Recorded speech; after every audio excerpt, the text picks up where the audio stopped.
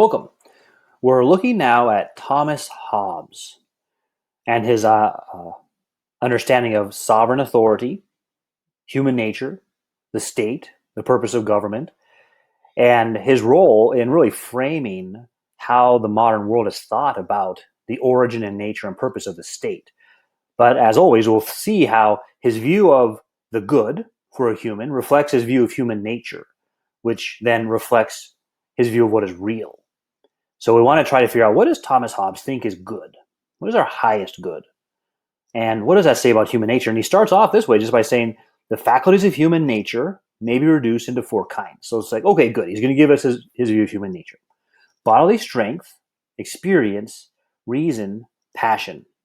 Taking the beginning of this following doctrine from these, we will declare in the first place what manner of inclinations men who are endued with these faculties bear towards each other, and whether, and by what faculty, they are born apt for society and to preserve themselves against mutual violence. So, how are we born? He's going to give us his view of that, and we'll see how it shapes his whole view of society. And how do we develop a society where we're able to help each other find safety from the suffering of this life? Now, so we have strength and experience to understand. We want to see how he defines reason here. Mostly comes out as practical rationality, problem solving, not so much reason in itself by which we form concepts and beliefs to find meaning in the world. That ends up getting subordinated to passions. And we'll see in this how he has a non-cognitive view of human nature, what ultimately rules humans, not beliefs and understanding, but passions. And so you have to use force to get them to do things. Now, the greatest part of those men who have written aught concerning commonwealths either suppose or require us or beg of us to believe that man is a creature born fit for society. And here he has kind of a lengthy footnote about how that's not true. In one way, it's true we're born needing others, but that's not what he means by society. We're born needing others, but society, not everyone's ready for society. So he says that in the footnote here. And there are many also, perhaps most men, either through defect of mind or want of education, remain unfit during the whole course of their lives. Yet have they, infants as well as those of riper years, a human nature. Wherefore, man is made fit for society, not by nature, but by education. Furthermore, although man were born in such a condition as to desire it, it follows not that he therefore were born fit to enter into it. For it is one thing to desire, another thing to be in capacity fit for what we desire. For even they, who through their pride will not stoop to equal conditions, without which there can be no society, do yet desire it. So you might want society and you're not fit for it. You have to be made fit for it by education. There could be a number of things that prevent you from getting that kind of an education. So how do we become fit for society, and how do we develop society? Back up here real quick. The Greeks call him political animal, and on this foundation, they so build up the doctrine of civil society as if for the preservation of peace and the government of mankind, there were nothing else necessary than that men should agree to make certain covenants and conditions together. Now, on a couple pages here, the right side of the left column has a little bit missing, but it's easy enough to figure out what's being said. So what's the basis for society and living together? He's going to challenge the idea that we're just born able to be in society, and say, no, we have to be prepared for society. And what is it that we're being prepared for?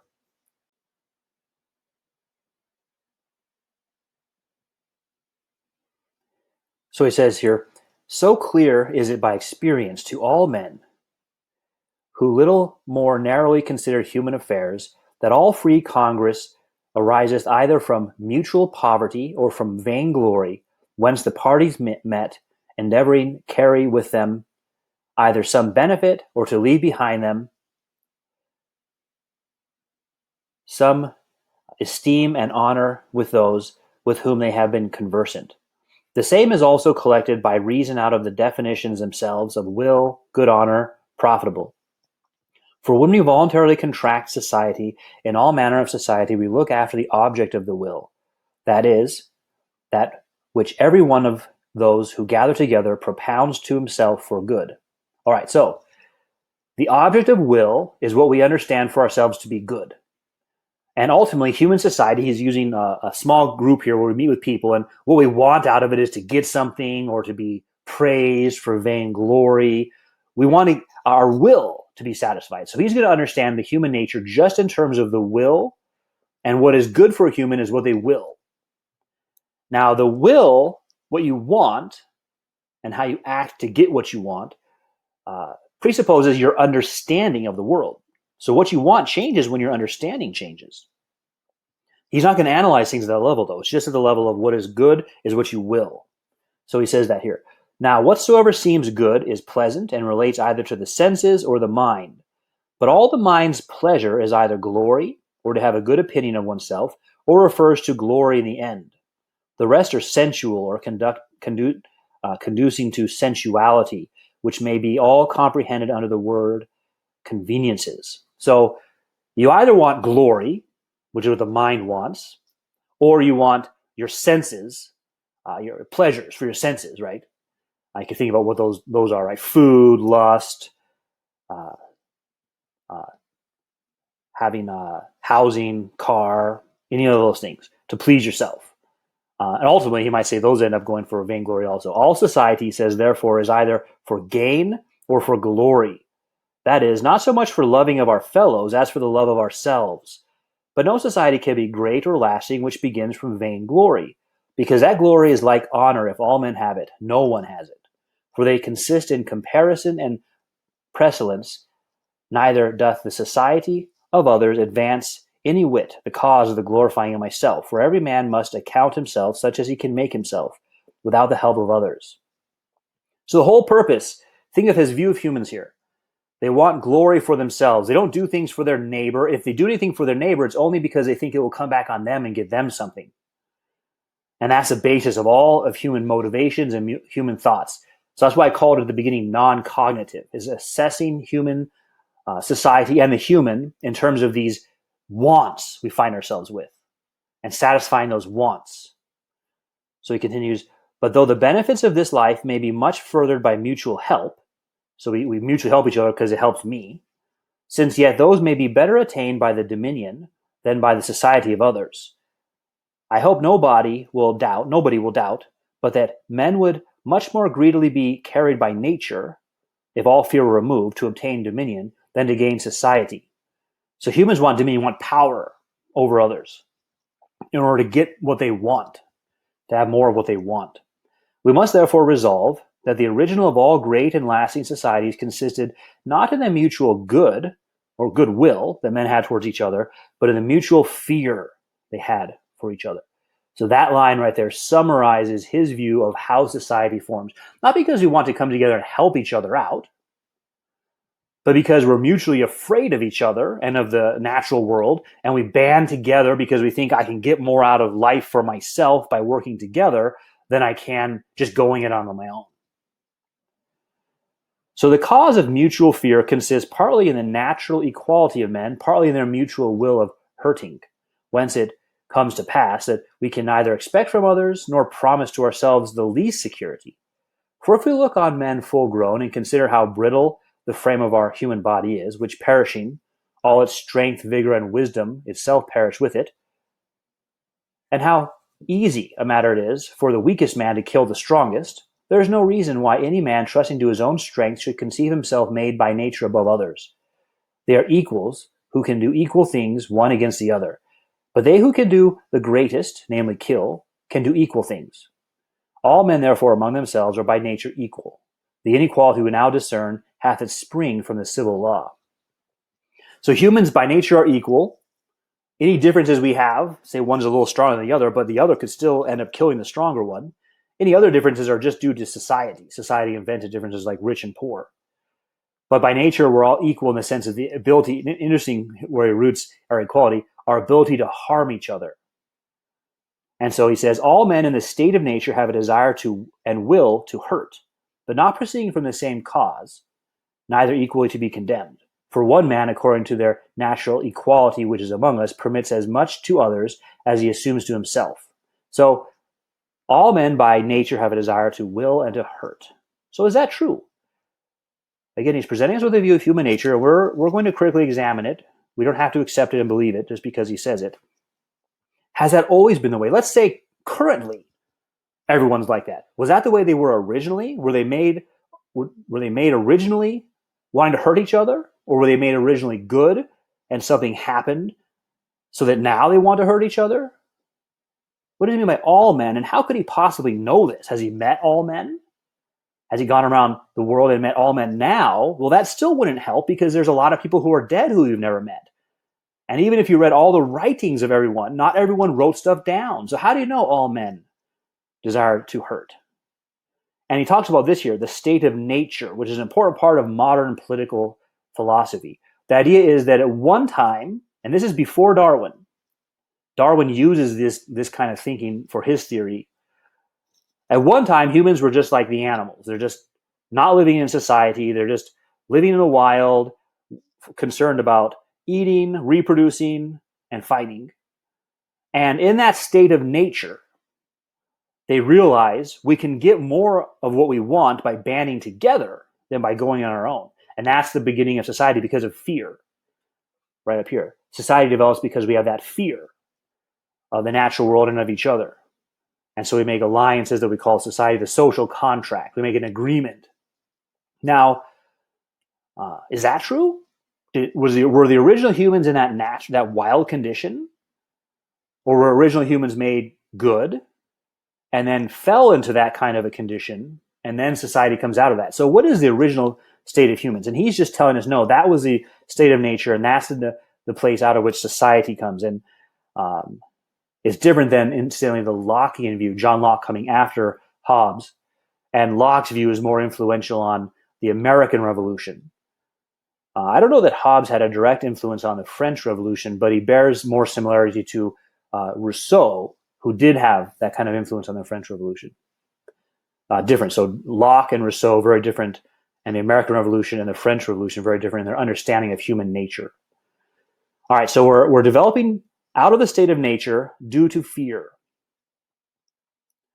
And he says, furthermore, since the combat of wits is the fiercest, the greatest discords which must necessarily arise from this contention, the battle of our minds, but that's still reduced to a practical battle, practical rationality. For in this case, it is a condition, and to get some fellows, I missed a word here. For in this case, it's condition and to get some fellows that if their needs must be war, it may not yet be against them, nor without some helps. All right, so that's the development of having friends, so that if there is a conflict, you'll have help. Fellows are gotten either by constraint or by consent. By constraint, when after fight the conqueror makes the conquered serve him, either through fear of death or by laying fetters on him. By consent, when men enter into society to help each other, both parties consenting without any constraint.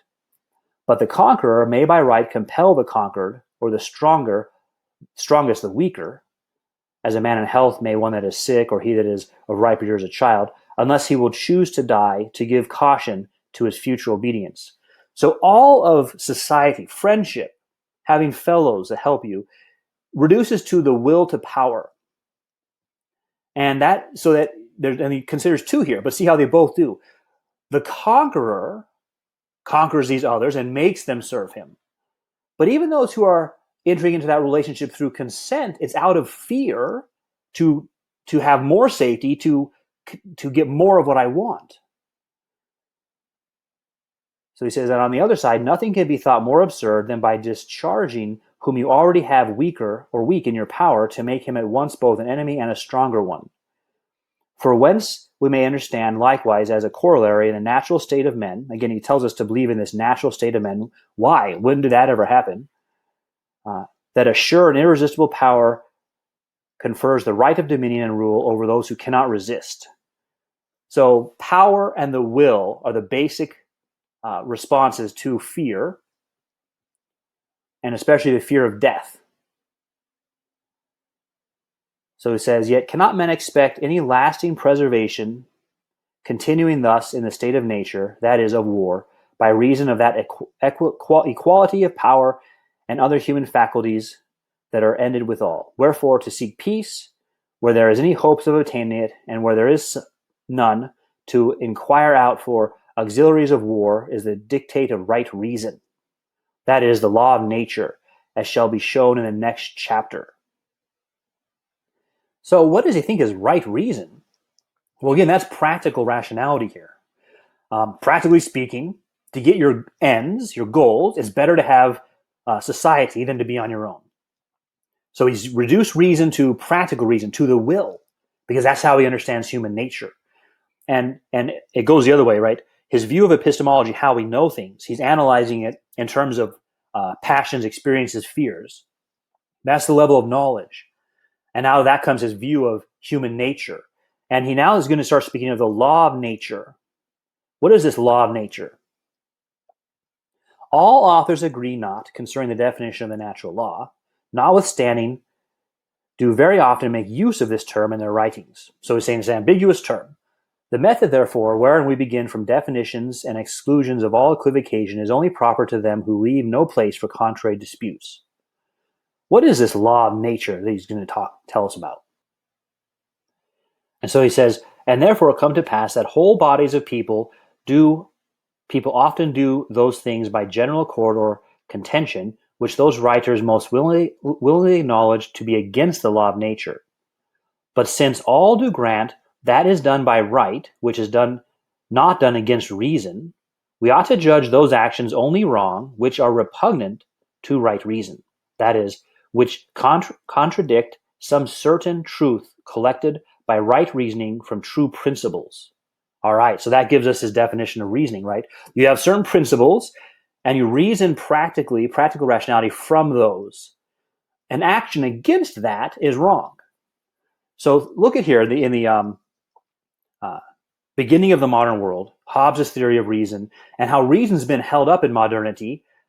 Others have reacted against it and argued against reason, but what's being held up is specifically practical rationality. That's what the word reason is being used for here. And you can see how that could become a source of skepticism. When reason is misused, it doesn't get to knowledge, and then others see that and react against it, and they say, let's get rid of reason because reason only gave us skepticism. So he says, therefore, true reason is a certain law which, since it is no less a part of human nature than any other faculty or affection of the mind, is also termed natural. Therefore, the law of nature, that I may define it, is the dictate of right reason, conversant about those things which are either to be done or omitted for the constant preservation of life and members, as much as in us lies. Right reason means figuring out what will preserve our physical life. No mention here of reason as coming to understand the nature of things to understand meaning, and the nature of for example, the nature of the created world revealing who God is. No mention of that here. Just preservation of life and members. So reason will look very poor. The Romantic age will say that's a very limited view of human life. And that's what reason gives us. I don't want to do reason. I want to do intuition instead, which gives life more fullness. Or the person who says, well, that's what reason gets you. Well, I still want to do religion, so I'm going to use faith. And they might pit faith against reason as if they're in competition because of this narrow definition of reason. So he says here, the first and fundamental law of nature is that peace is to be sought after where it may be found, and where not, there to provide ourselves for helps of war. The first law of nature, the first moral law, is to begin with trying to get peace, and if not, going to war in order to get peace. And the purpose of peace is you can get more of what you want. So he says, for we showed in the last article of the foregoing chapter that this precept is the dictate of right reason, but that the dictates of right reason are natural laws that hath been newly proved above. But this is the first, because the rest are derived from this, and they direct the ways either to peace or to self-defense. So the precept is a dictate of right reason. Well, what does he mean by that? Right reason, again, how do I get more of what I want? Practical rationality. Well, by having peace and working with others Again, not because, I can help them, but, that gets me an opportunity to get more of what I want. Or if there's going to have to be war, banding with others so we win the war, and now we have even more of what we want. That's the beginning of all the laws. Is that right? Is that where the law begins? Or does it begin in our understanding of good and what is eternal and how we find meaning in the world? That's where it begins. And sometimes a person might be willing to not continue living for a cause. So staying alive is not the final end or goal. It's not the highest good. Hobbes hasn't yet helped us know what the highest good is. He didn't know it, so we're getting a glimpse of what happens when you don't know what the highest good is in Hobbes. Just staying alive is a means to the highest good, not the highest good. And people are willing to sacrifice themselves for greater causes. So he says, but one of the natural laws derived from this fundamental one is this. I guess this is a typo. But one of the natural laws derived from this fundamental one is this, that the right of all men to all things ought not to be retained, but that some certain rights ought to be transferred or relinquished. All right, so now we're getting next into society. In the state of nature, you have the right to anything you want. Just go and take it. The only thing that would impede you is someone else stops you. So the natural law says you have to give up that right to all things in order to have more of what you most want. You enter into a social contract, into society, into the forming a government. For if everyone should retain his right to do all things, it must necessarily follow that some, by right, might invade, and others, by the same right, might defend themselves against them. Therefore, war would follow. He therefore acts against the reason of peace, that is, against the law of nature, whosoever he be, that doth not part with his right to all things. So we have to part with that right in order to increase getting what we want. That's where all of law begins. So he continues to describe how we have to give up our rights to all things, and specific rights, in order to enter into society to have more of what we want. So the second way, none. Neither is it ever needful. For in the mere state of nature, if you have a mind to kill, that state itself affords you a right in so much as you need not first trust him. If for breach of trust you will afterwards kill him. But in the civil state, where the right of life and death and all corporeal punishment is with the supreme, that same right of killing cannot be granted to any private person. So we give up a right, for example, to kill who we want, to enter into civil society, and you have the supreme or the sovereign who takes away that private right and is only given to the sovereign to do that.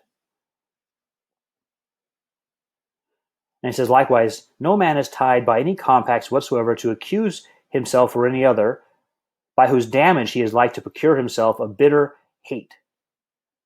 So when you enter into society, you also lose that ability to accuse anyone of whatever you want. You have now government, you have courts, and you have a court system. So all of that it limits us in one way, but he's saying we enter into that and develop that with the goal of getting more of what we want.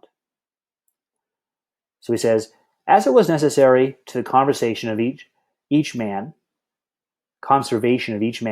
that he should be parted with some of his rights, so it is no less necessary to the same conservation that he retain some others, to wit, the right of bodily protection. So there are some rights you keep in society, for example, to protect yourself.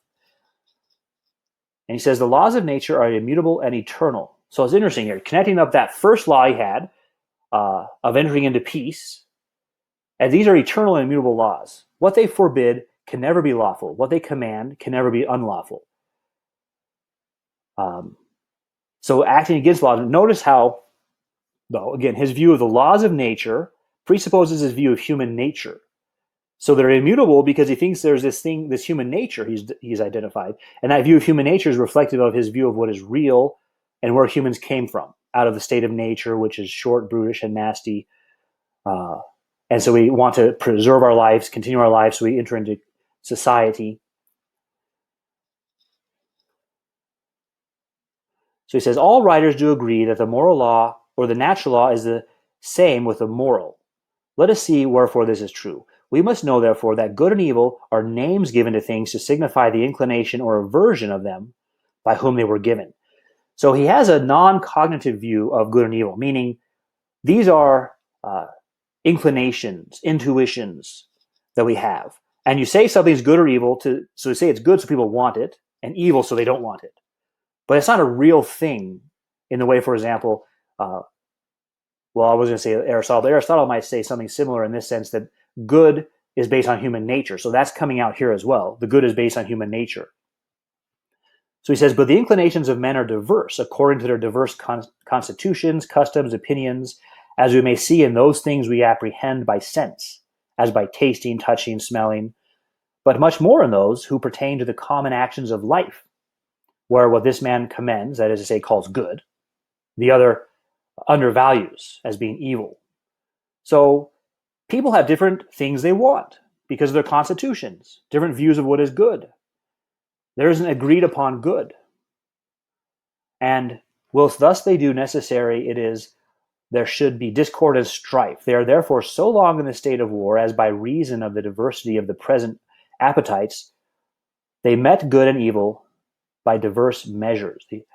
All men easily acknowledge this state as long as they are in it to be evil, and by consequence that peace is good. So interesting in that sentence.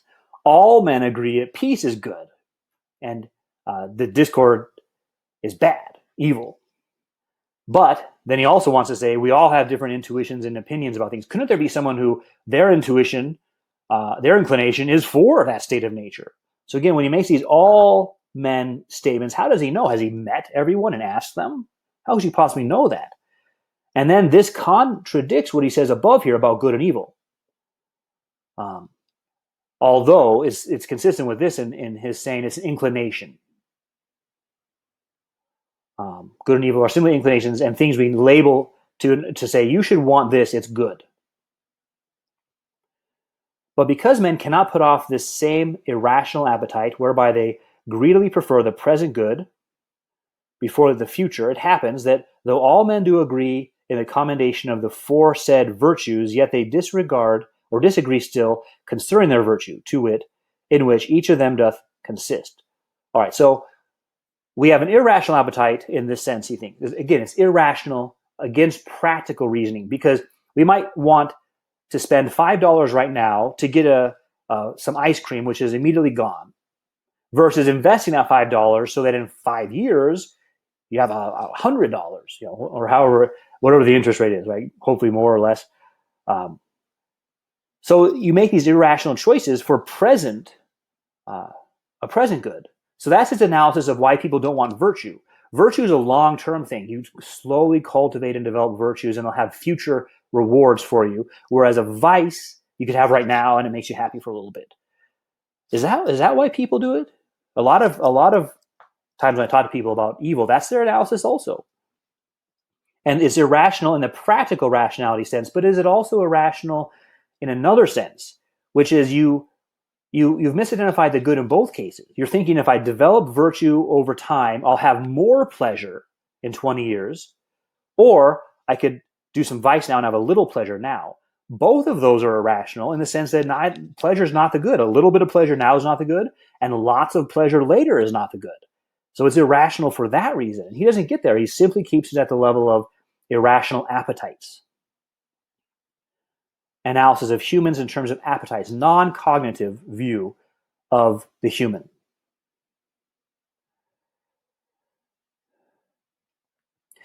And so then here he says, but there are other precepts of rational nature from whence spring other virtues.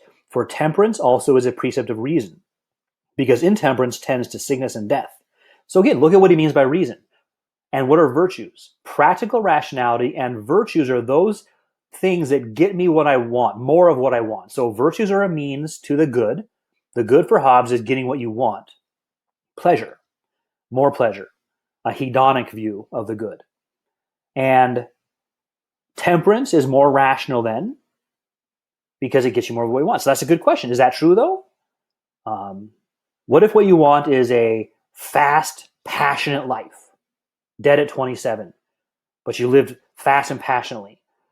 Then a temperate life where you live to be 80 isn't viewed as good. So he makes these claims, which you see come back on him because he hasn't really identified the good, because he hasn't really identified what reason is and how we find meaning. That ultimately what we want is not pleasure. Ultimately, what we want is meaning. If you had all the pleasure you could get, and yet your life felt meaningless, you'd be miserable. That's how we use reason. He hasn't yet gotten to that level of what reason is in order to then tell us what a rational life is. And so he says, since therefore the exercise of natural law is necessary for the preservation of peace, and for the exercise of the natural law security is no less necessary, it is worth considering what that is which affords us such security. All right, so again, the first step of the moral of the natural law is peace. And so he says, for this matter, nothing else can be imagined but that each man provides himself for such meet helps as the invasion of one on the other may be rendered so dangerous as either of them may think it be better to refrain than to meddle. So you develop yourself such that when the other person thinks of attacking, he realizes, well, this will result in my destruction, so I better not attack. And you think the same thing. If I attack him, it'll result in my destruction. So the way to get peace is by to be so well armed that neither one of you wants to go to war.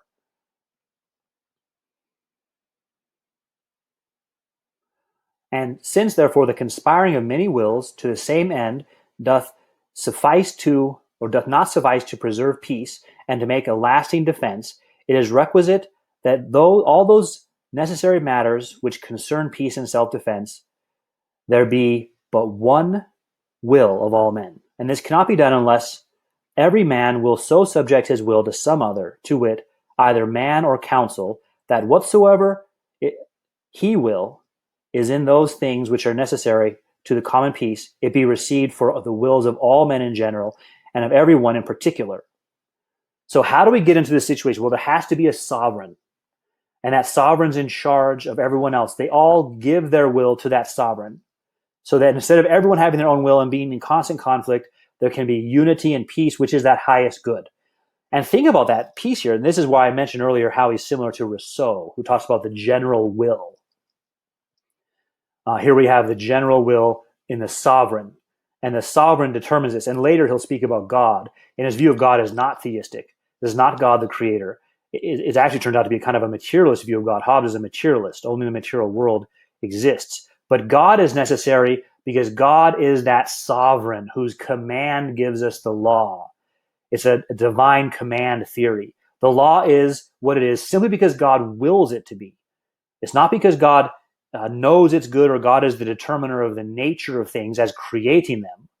And by creating them that way, God determines what is good for them. It's simply the will, and God could have willed something else if he wanted to. But he willed this, and so you have to do that. And that's the way the sovereign works as the king also. The king is in charge as the will, and that's what brings about peace. And so he says the submission of the wills of all those men to the will of one man or of council is then made, when each of them obligeth himself to contract every one of the rest, not to resist the will of that one man or council to which he hath submitted himself. So this is called union. Now we come into union in order to have that peace, the first law of nature. Now union thus made is called a city or a civil society, and also a civil person. For when there is one will of all men, it is to be esteemed for one person, and by the word one it is to be known and distinguished from all particular men, as having its own rights and properties, insomuch as neither any one citizen nor all of them together is to be accounted the city. A city, therefore, of many men is to be received for the will of them all, so as he may use all the power and faculties of each particular person to the maintenance of peace for the common defense. That's the purpose of the society, and it's done this way. Now, what's the alternative? Because you might say, well, that sounds right. Well, again, this is simply the will guided by practical rationality to have peace, to get more of what you want. It hasn't yet gotten to explaining what we should want, what actually is good for us, because he would say there is no such thing. There's just what you want. As opposed to, well, I want meaning, and I can't find meaning without knowing the truth about the world. And I use reason to know the truth about the world. And that truth about the world includes the truth about my condition as a human and God, the creator. And I can't know those things without using reason to figure them out. And so the sovereign, the person in authority, is the person who best knows those things and can then help others come to know those things. So the sovereign is not there simply because of power or simply because of a social contract to keep peace. The sovereign is there because the sovereign best knows the nature of things, best knows the truth. Now, interestingly, if we want to talk about God, then God reflects that because God is the one who knows all things. And so that's why God is sovereign. God is all-knowing, not simply all-powerful. But God knows all things, and God, by creating, determined the nature of things, which determines what is good for that thing. But think of how influential this has been in the modern world, coming down even to the present. Government, simply to maintain peace so you can go about your business and do whatever you want, without helping us know, well, what should I want? What is actually good? And because of that, people are still in unrest. Their lives might have peace, but they don't have meaning. And so peace without meaning provides them opportunity to do things that might actually be harmful for them. So peace in itself may not always be good, as he said. So in doing this, we've looked at Hobbes' view of the good, of reason, of human nature, of what is real, to see how he developed his theory of society. And we raise questions about that, about the state of nature and then coming into society, if those things are true or not. In order to determine that, we would have to use reason to critically examine his presuppositions and test them for meaning, which is our deepest need.